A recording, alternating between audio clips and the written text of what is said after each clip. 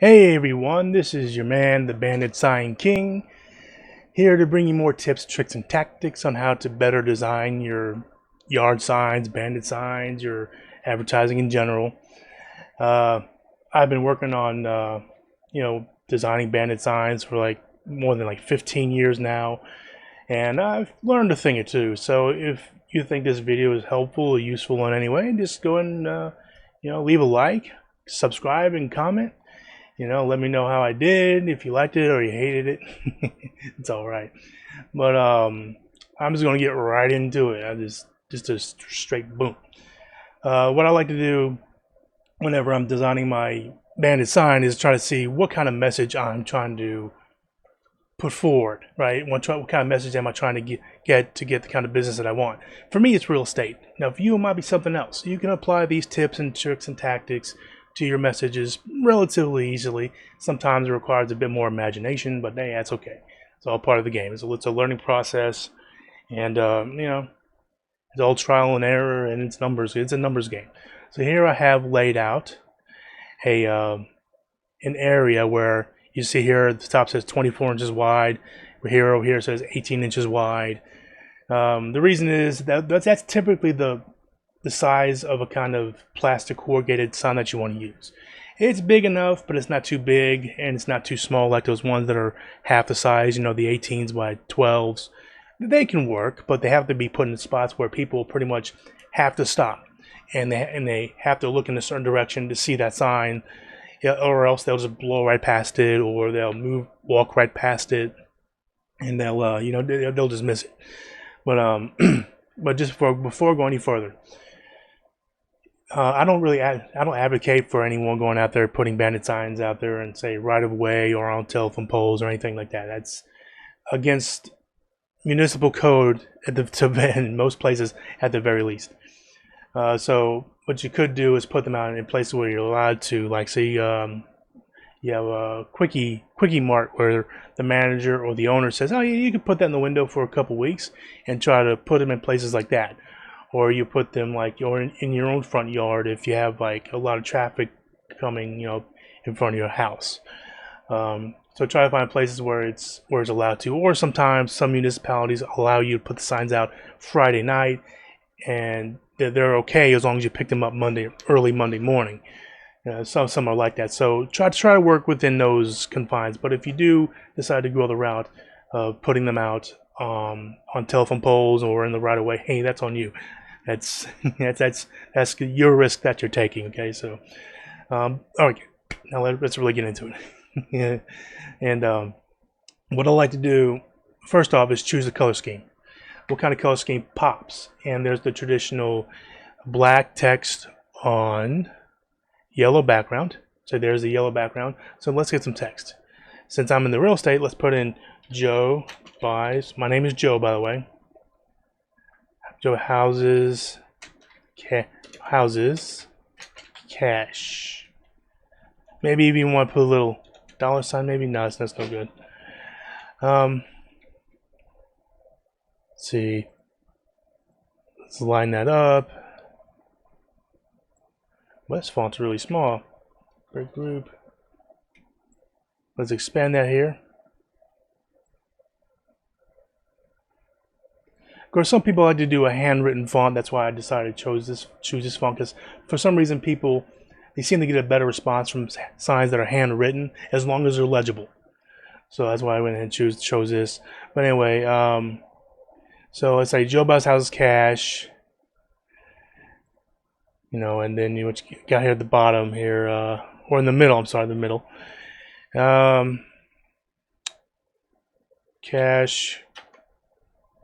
No, what's a good way? Any if I can spell, situation,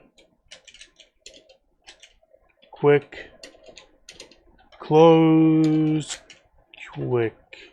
My typing skills ain't worth nothing. But anyway, let's go ahead and bold. Is that already bolded? Wow, this font is not the best, but it'll do. You get it all centered up, because some of these websites you can go to design your own bandit sign. You can just go in there, add text, add graphics and whatnot. Take your time, make it look good. And I would also recommend to leave, if you do go into those kind of, design your own type of sign programs, whatever, leave a little bit of border, of a empty border around it, say about a half an inch or something like that, to where if there are any offset printing errors, because Bandit signs or yard signs, whenever they're printed at the factory or the warehouse, they're not always going to be centered. Okay, they're not always going to be centered. They might be off a little bit, so you want a little bit of margin, a little bit of breathing room, because there's nothing like. One time I had a Bandit sign batch sent to me, and it was like cut off like that at the top. It was just Anyway, I about called for a refund, but I just didn't want to mess with it. I just went with it. Or I turned some of them over and I just wrote on them. But anywho, here now in the middle here, what you could do to make this part stand out is change this part, this text, to yellow, and behind it add a black rectangular background to where it makes it stand out. That's where this is really handy for, you really would like to have a message that's more than just 3 or 4 or 5 words long. You need just a few more words or whatever to describe what you're trying to get at, to where people are not confused. They know what you're trying to do. So what you can do is just sort of break up the sign and break up the monotony, because you don't want too many words that they look the same on a Bandit sign, because many people, they'll just gloss over it and then they won't even look at it. Because you want the words to be minimized as much as possible, to where people, when they look at it, they automatically just read it at least a little bit, then their attention might turn away elsewhere. Or if they are happen to be in a situation where they want to sell a house or need to sell a house because they inherited it, well, they now see your sign, and now they say, oh, this guy buys houses, or this person does, Joe does, and they say, oh, I'll give them a call, see what they can do for me. So that's the name of the game here. And what this does here, these two inverse color schemes, is that it breaks up the message into much more like visually, distinctive areas. So Joe's about house cats, so they see that, and then if they care about the message, reading the message some more, then they'll read any situation, close quick. I know, and then that's what they can do. So I find that really helps out. Now the phone number, I'm going to, most people put in the the area code. This one to do. Most people put in this sort of style under yard signs, Bandit signs, right? It's okay, but the thing is, your Bandit sign, you want your yard sign to be seen from as far away as possible. So a way to get your phone number to be even more visible is to say, let's break this up. Let's group you.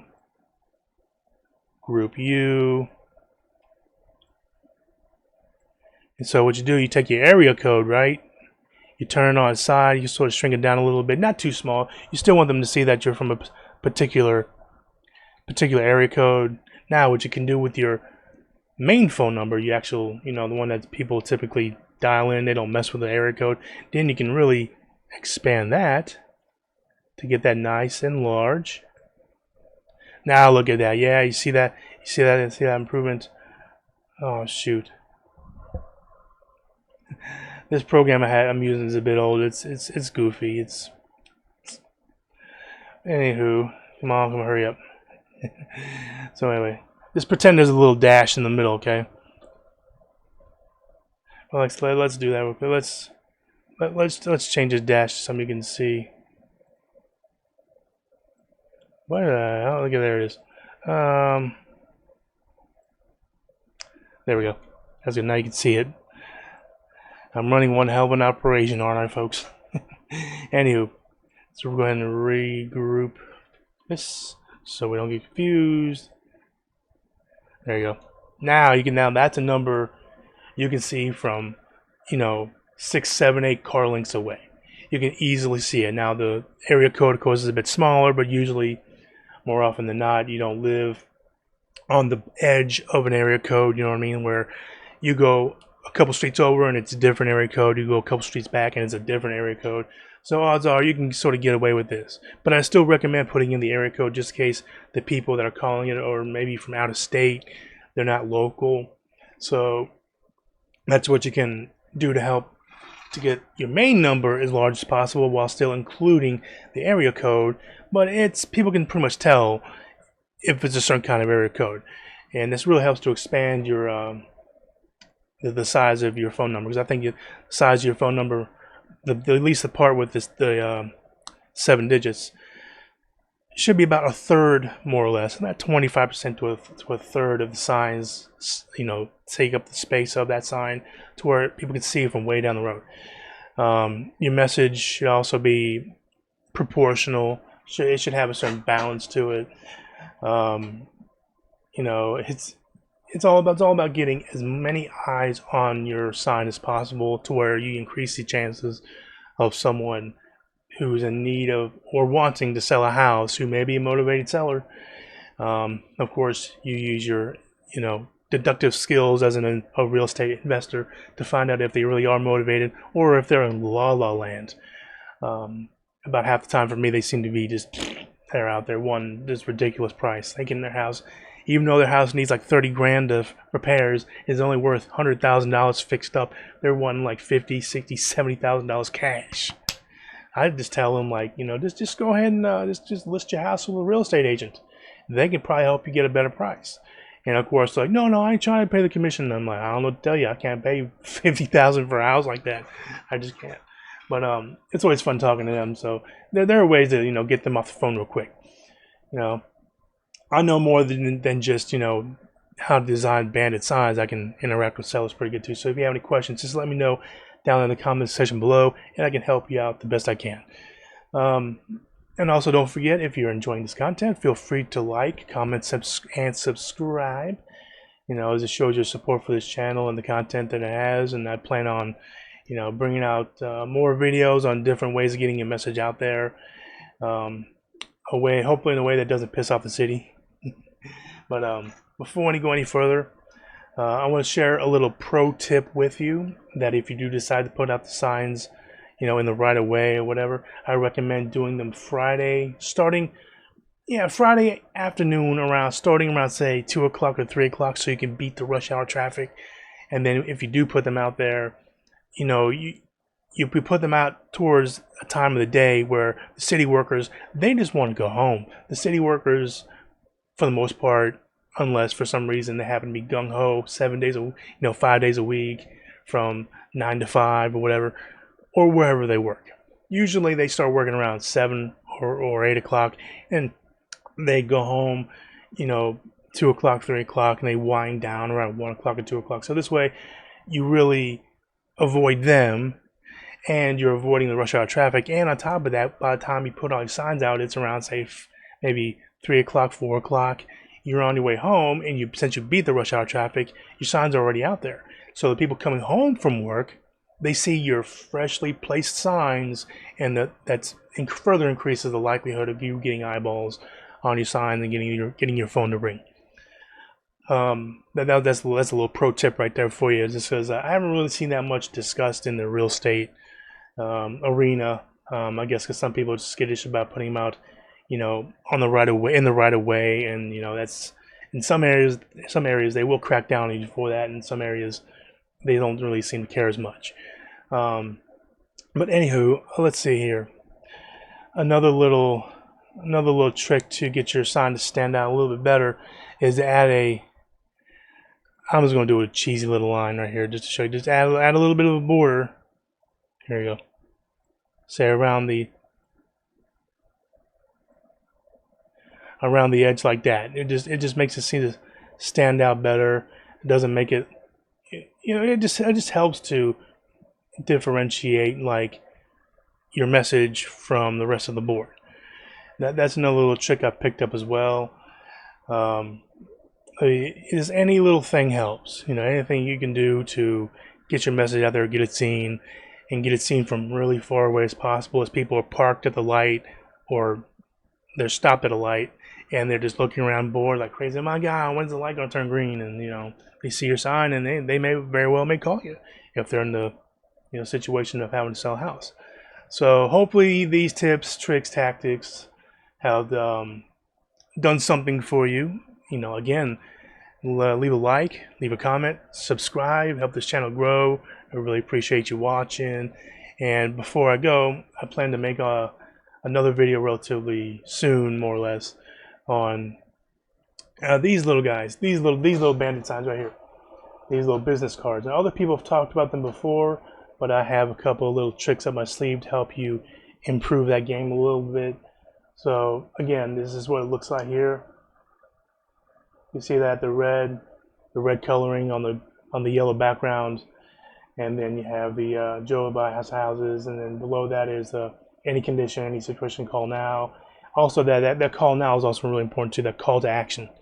Not to mention on the back, I have the message there, so somebody can't just bogart my cards and then cross out the front and with a black marker and then write their own stuff in the back. So, and not to mention you want to try to put a message back here. Nothing too detailed, but just something that briefly describes who you are, what you can do for them, and you're not a realtor. You're not, you just want to pay cash and close quick. So you do that right there too. That's also pretty good there too. I plan on making a video about that. Hopefully this video was of some use to you. Again, I really appreciate you watching, and y'all take it easy.